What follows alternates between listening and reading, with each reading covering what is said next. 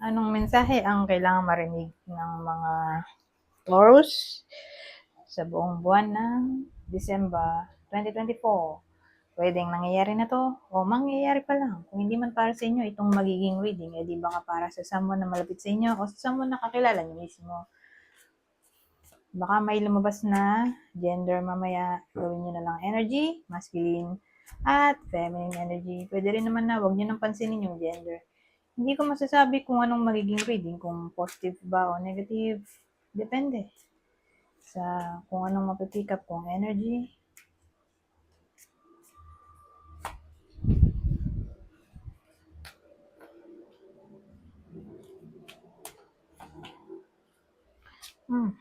Bakit naman puro baliktad? Oh, kahit dito baliktad pa. Ano ba yan? Lahat sila ay baliktad. Bakit?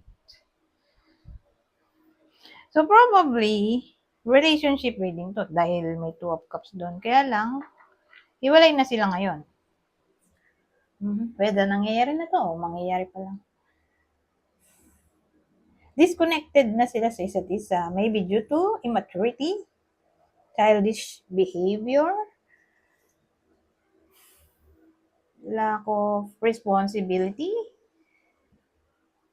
lack of commitment, lack of communication dahil 2 page to.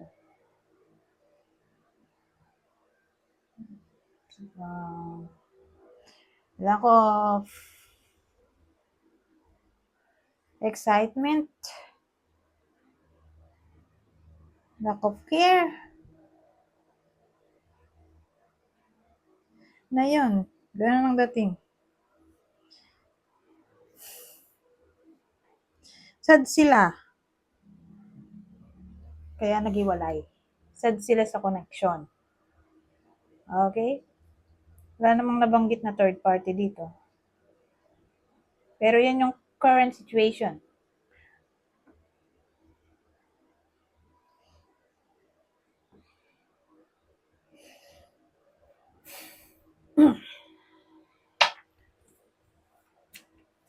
Kukuha pa ba tayo?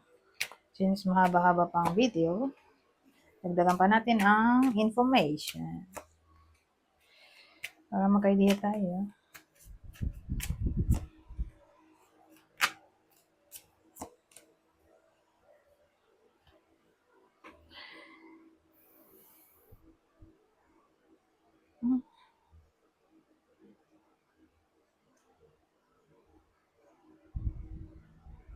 Well, may case dito na yung isa sa kanila,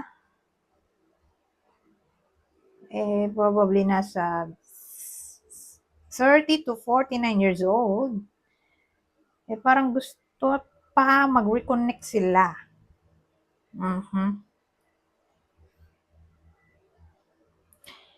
Kaya lang,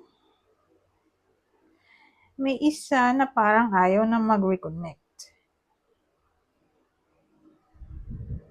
Sad to say. Siyempre, dalawa sila, di ba? Magka-relasyon, kaya lang break na sila. Yung isa, gusto pang mag-reconnect sila. Yung isa, ayaw na.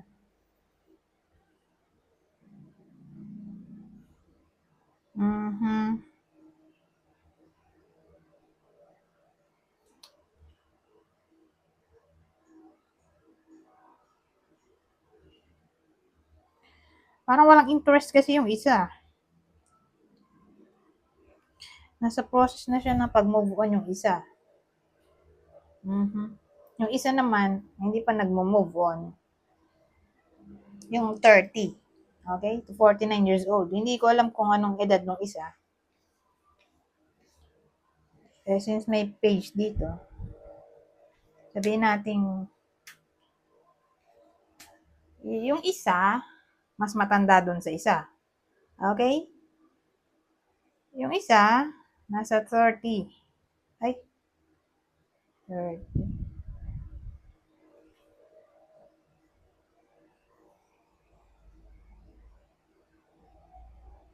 Nilagyan ko to ng sarili kong description eh. Ano nga ba itong night? Mga 30 to 49.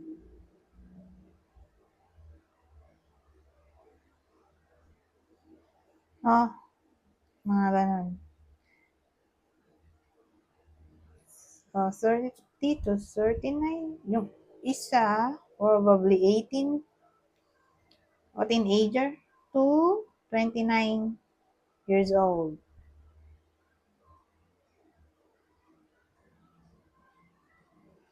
So, ganun yung edad ng mga to. So, yung 30 to 39 years old, parang gusto niya pang mag-reconnect sila. Kaya lang yung bagets, ayaw na.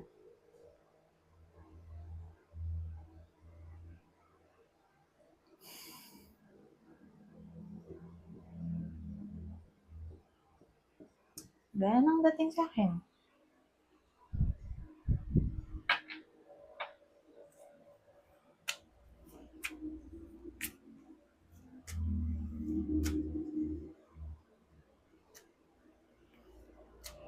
Pero wait lang, nalilito pa rin ako dun sa edad na nilagay ko. Nilagyan ko yun ng sarili kong description eh. So, young knight, yung young adult, middle adult, yung king, queen,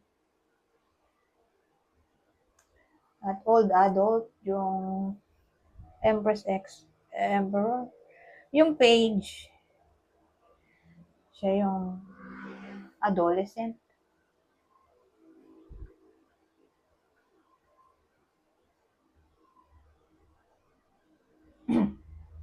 Sasabihin na lang natin ganito, yung edad, baguhin natin. So, yung page, mga teenager, okay? Yung knight, siya yung nasa 20 to 39 years old. Ganun yung edad ng mga to sa kwento. So, naglagay tayo ng clue para maging specific, para malaman nyo kung para sa inyo ba itong reading o hindi. Ngayon, since yung 29, ano ba yun? Yung young adult, yung 20 to 39 years old, anong gusto niya bang sabihin dun sa bagets? Kasi teenager nga eh, yung partner niya dito. Hindi naman sila kasal. Break na sila eh. So, itong gusto niyang sabihin, in pain daw siya. At gusto niya pa rin ng commitment. Gusto niya pa rin yung bagets. Kaya lang, puno siya ng negative thoughts sa connection na to. Negativity. Nagiging pessimistic siya. Siguro nga, kasi wala siyang nakukuhang reaction dun sa bagets. Ayaw na makipag-reconnect sa kanya. O baka nagmo-move on na yon. Pero again, in pain siya oh. Natatakot siya na baka hindi na sila magkabalikan. Afraid. So yung loyalty nung 20 to 39 years old, nandun pa rin sa bagets na teenager. So pwedeng anak nyo rin to kung di man to mag-resonate sa inyo. O, sasama mo na malapit sa inyo. Feeling niya malas siya. Yung 20 to 39 years old na edad, feeling niya na-curse siya. Anyways, ano naman yung feelings, di ba? Nung bagets. Teka, ano ba to? Asan ba isang deck? Ano naman feelings nung bagets?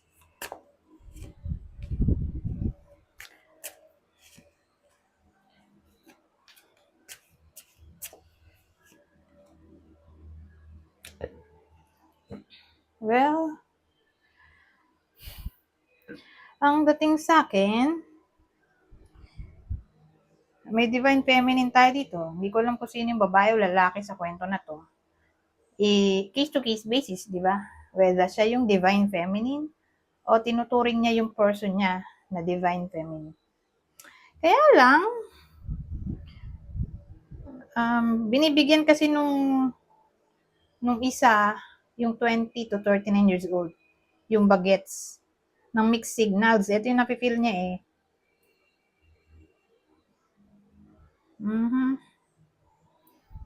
Feeling niya komplikado yung connection nilang dalawa, kaya ito nasa process na siya ng pag-blocked o blocked ng kanyang emotion. At ito, emotional storm. Well, hindi naman madali ang pag-move on, di ba? So, kahit papano, affected pa rin siya sa nangyayari. Okay? Kasi siyempre, may pinagsamahan sila. So, di pa siya totally nakaka-move on, although, nasa process na siya. Yun nga lang, di pa 100%.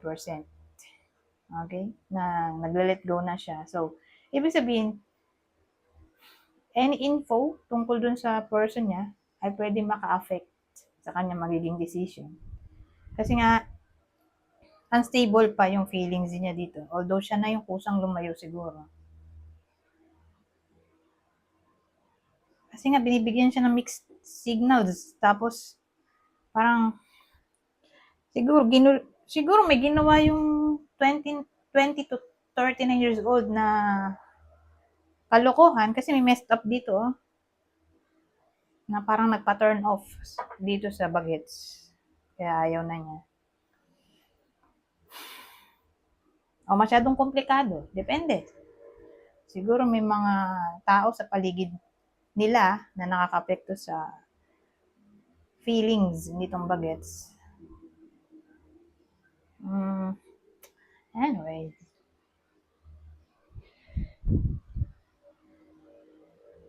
Pa tayo ng ibang information dito. Winta, the answers to your prayers and affirmations are fully realized in the winter months. So, ewan ko kung anong ma-realize ng iba sa inyo sa winter months. Kasi sa ibang bansa, ang winter ay bandang September to December. So, may specific date. Hindi ko nga lang matandaan. Bandang Amerika yata, hindi ako sure. Pero pag bandang UK, ano siya eh, parang January to March, yung winter season sa kanila. So again, hindi ako sure. Basa-basa ko lang. Pero ang sure ako, sa ibang bansa, iba-iba ang winter season. Okay? Dahil nga umiikot ang mundo, so, iba-iba rin yung panahon. Kasi dun sa ibang bansa, ang summer nila ay, ano nga ba? June. UK yata yun, June, July, August. Amerika,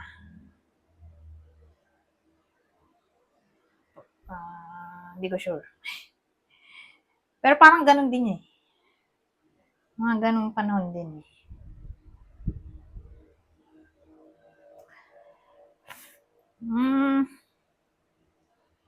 So, ang dating, kung saan man lupalop yung iba sa inyo, at applicable tong winter season,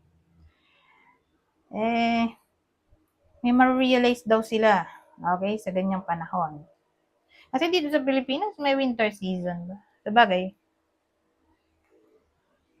pag panahon ng taglamig, yun na siguro. Pero again, ang alam ko nga lang tag-ulan na tag-tuyot, ay tag-araw, yun lang alam ko, na season dito sa atin, sa Pilipinas.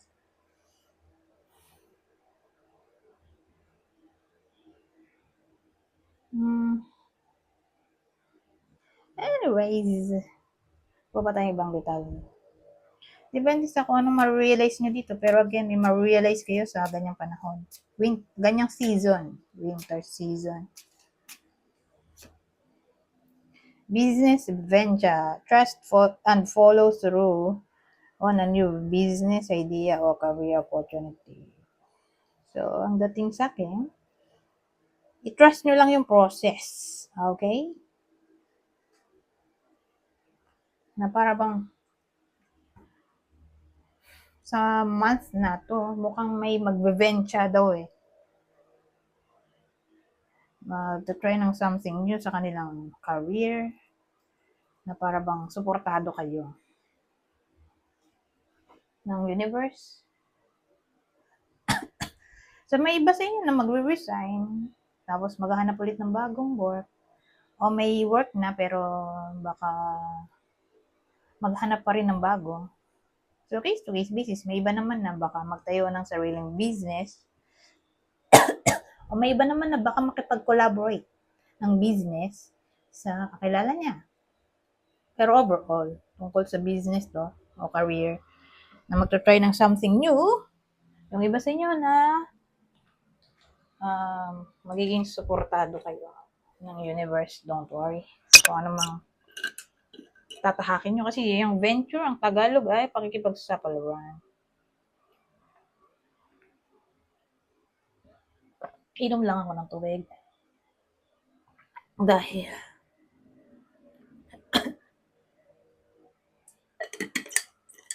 nangangati ang lalamunan ko. So ngayon, itong last na card. Oh.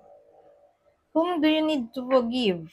As you release old anger or resentment, you will find that your wishes will come true. Sino daw ang kailangan yung patawarin? Na kapag daw, matagalog ng release. Kapag pinaubaya nyo na o pinalaya, excuse me, ang galit nyo, pag inalis nyo na yung galit nyo, ano bang Tagalog ng resentment, galit o sama ng loob, puot. Pag tinanggal nyo na raw yung mga yan sa buhay ninyo, may mga wish na maaari magkatotoo. Ganyan ang dating. So, applicable to dun sa bagets, di ba? Parang galit yung bagets eh. Dun sa partner niya na 20 to 39 years old dahil ewan ko, parang may ginawa siyang kalokohan dito. Messed up. O bigyan siya ng mixed signals. Tingin ko yung bagets yung nakipag-break eh. Kaya nga siya hinahabol nung 20 to 39 years old na person niya. Ngayon, kuha tayo ng ibang clue. So, para malaman nyo kung para sa inyo ba itong reading o hindi, ito yung clue. Pwede rin itong tumama sa someone na malapit sa inyo. Let's say, anak, kaibigan, kapitbahay, kamag-anak. So, anyone na malapit sa inyo. Kunin nyo lang yung info na sa tingin nyo ay fit sa sitwasyon nyo. Same height as you. Kasing tangkad, mahilig mag-makeup. Wavy ang buhok. So, medyo kulot. Pero hindi talaga kulot. Wavy lang. Kalbo. Hazel eyes. So, ganyan ang mata. O baka nagko-contact lens. White gray hair. So, baka may edad na yung bida dito. Ay, may edad. Wala palang edad. Kasi 20 to 39 years old, wala pang edad yun.